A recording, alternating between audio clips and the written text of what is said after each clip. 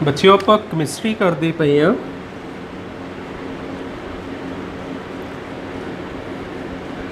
Chemistry करते पे हाँ +2 क्लास की ते आपां नवा यूनिट स्टार्ट किया वा कैमीकल कैनेटिक्स। कैमीकल कैनेटिक्स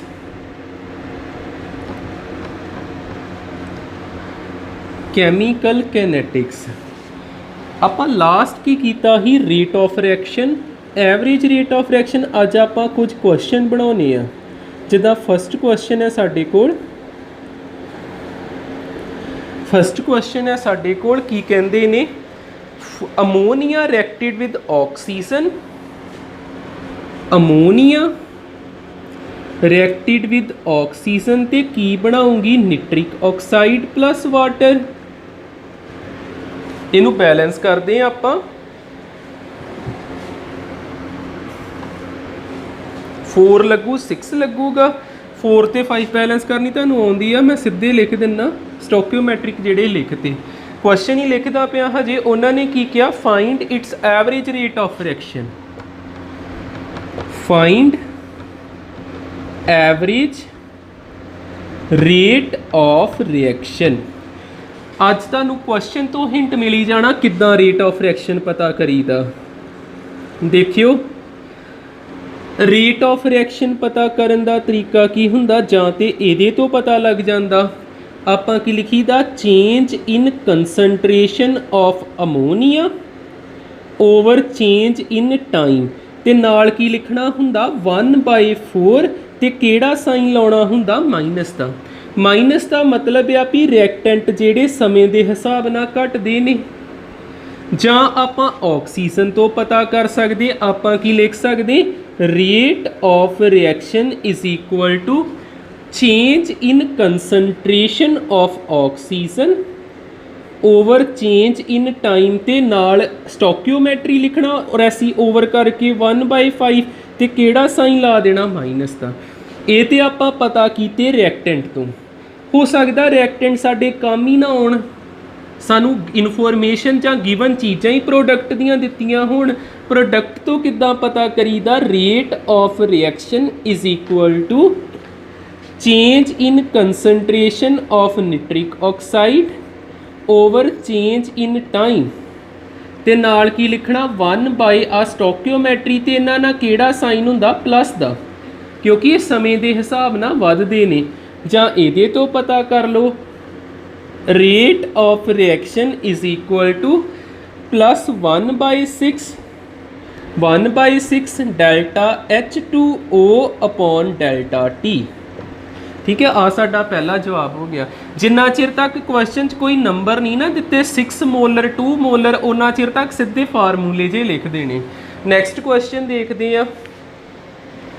इत्थे एक चीज़ होर मैं नोट के अंडर दस दिना, जेकर उन्होंने पूछया हुंदा रेट ऑफ डिसअपीयरेंस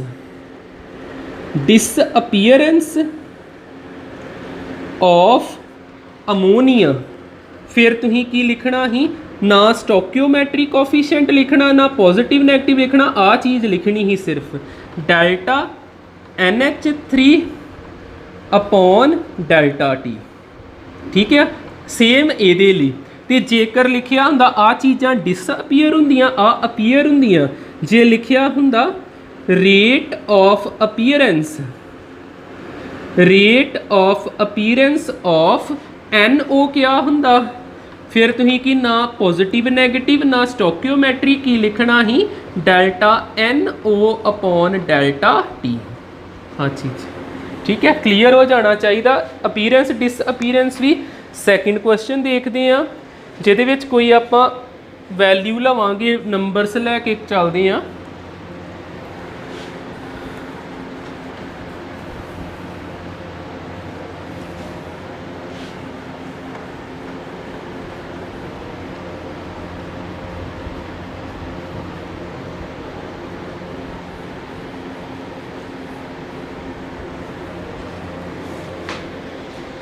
देखियो सैकेंड क्वेश्चन।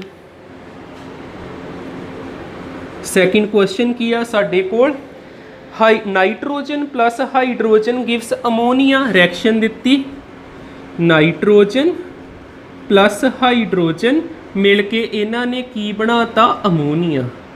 सानू क्वेश्चन च पुछया की आ उन्होंने कहा during the formation of ammonia during the formation of ammonia formation of ammonia during the formation of ammonia 2 moles of N2 disappear in 1 minute 2 moles of N2 disappear in 1 minute disappear in 1 minute आ चीज़ given है सानू की क्या लभो की find first चीज rate of reaction ROR second की क्या वा rate of disappearance of hydrogen rate of disappearance of hydrogen disappearance of hydrogen third सानू की क्या वा rate of appearance of ammonia rate of appearance of ammonia ठीक है। आ तीन चीज़ां पता करनियां वधिया क्वेश्चन आ साडियां कवर होणगियां काफ़ी चीज़ां। पहली गल rate of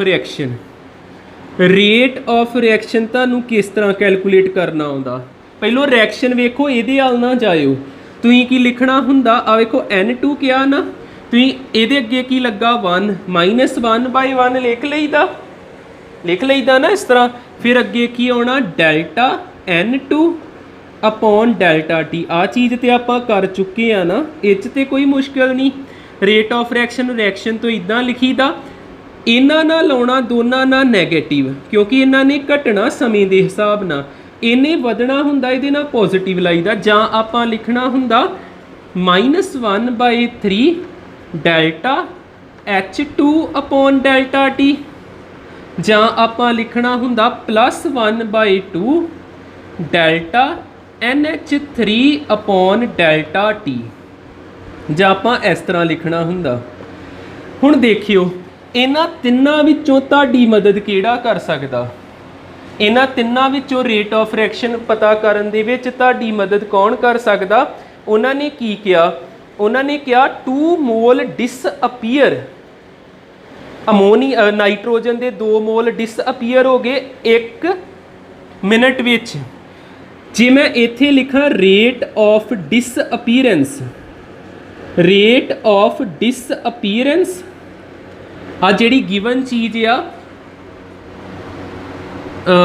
disappearance of nitrogen किद्दां लिखूँगा जदों भी डिसअपीयरेंस लिखी दी ना नैगेटिव लिखी दा ना स्टोक्योमेट्री लिखी दा की लिखना हुंदा डेल्टा N2/डेल्टा T इदां लिखी दा की क्या उन्होंने 2 मोल नाइट्रोजन के डिसअपीयर हो गए 1 मिनट विच।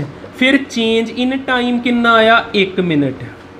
किन्ने मोल डिसअपीयर होए आ 2 मोल आ कंसनट्रेशन हुंदी मोल पर लीटर 2 मोल ते जे कोई इन्फॉर्मेशन ही दिती तो तुम 1 लीटर ही मान के चलना 1 लीटर। फिर एदा आंसर आ गया पूरे नू सॉल्व करोगे 2 मोल पर लीटर। हुण आ जिहड़ा 2 वा इन्हां तिन्नां विचों कित्थे काम आ सकदा N2 वाले जी काम आऊ इन्हें साडी मदद नहीं करनी फिर रेट ऑफ रिएक्शन आपां क्या रेट ऑफ रिएक्शन किहदे इक्वल आ गया -1/1 एदी जगह ते की लिखता आपां 2 मोल पर लीटर ते टाइम दे यूनिट की हुंदे इत्थे मिनट विच दिता ते मिनट ही लिखना ते 60 सैकेंड वैसे लिख सकते जे तुसीं सैकेंड विच बदलना इत्थे आपां की लिख दांगे 1 मिनट ही ना 1 मिनट दे विच किन्ने सैकेंड हुंदे 60 सैकेंड उपर मोल पर लीटर की आजूगा 2 मोल पर लीटर पर 60 सैकेंड 1 मिनट नहीं लिखा सैकेंड च लिखिया 2 1 जा 2 30 जा -1/30 मोल पर लीटर पर सैकेंड। ये साडा एक आंसर आ गया ROR का। हुण अगे चलते रेट ऑफ डी आ याद रख लियो -1/30 इत्थों मैं रब कर दिना अगे इनू वरतना सैकेंड ते थर्ड विच। सैकेंड ते थर्ड विच आपां इनू वरतांगे।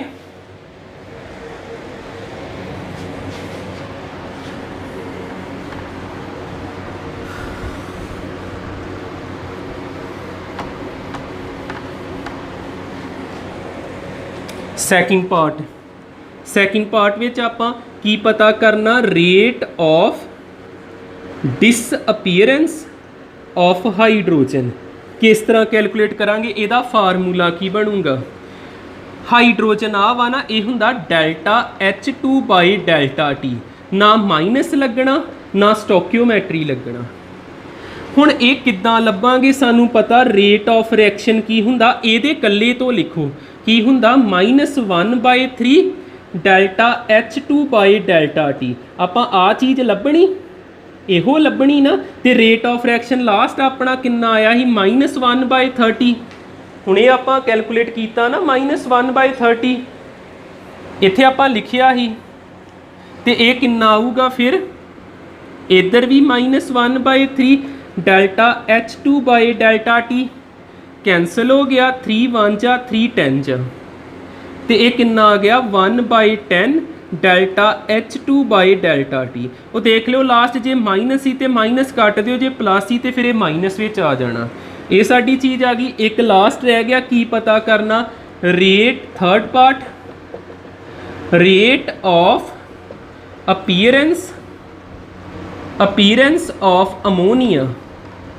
ठीक है, फिर इदा लिखियो तुसीं की लिखना, रेट ऑफ रिएक्शन कि इक्वल आ ये तो लिख लो +1/2 NH3 delta NH3 delta T। इत्थे वैल्यू भर दो 1/30। अब वेख लो लास्ट मैं तो रब करता कितना answer he, J plus which he plus लिख दो, जे माइनस विच ही तो माइनस लिख दियो, तो आ ये ना कैंसल हो गया, 1/15 आ गया। ठीक है, वैसे पॉजिटिव ही होना चाहिए क्योंकि अपीयर होंदा पिया, ये नैगेटिव ही होना चाहिए, फिर इत्थे प्लस होना, पिछले वेख लिया कोई मिसटेक नहीं ही, नैगेटिव ही होना चाहिए क्योंकि ये डिसअपीयर होंदा पिया। ठीक है, अज आप इत्थे 2 क्वेश्चन किए, देख लियो चच ना, कोई भी प्रॉब्लम आवे जरूर पूछियो। Thank you.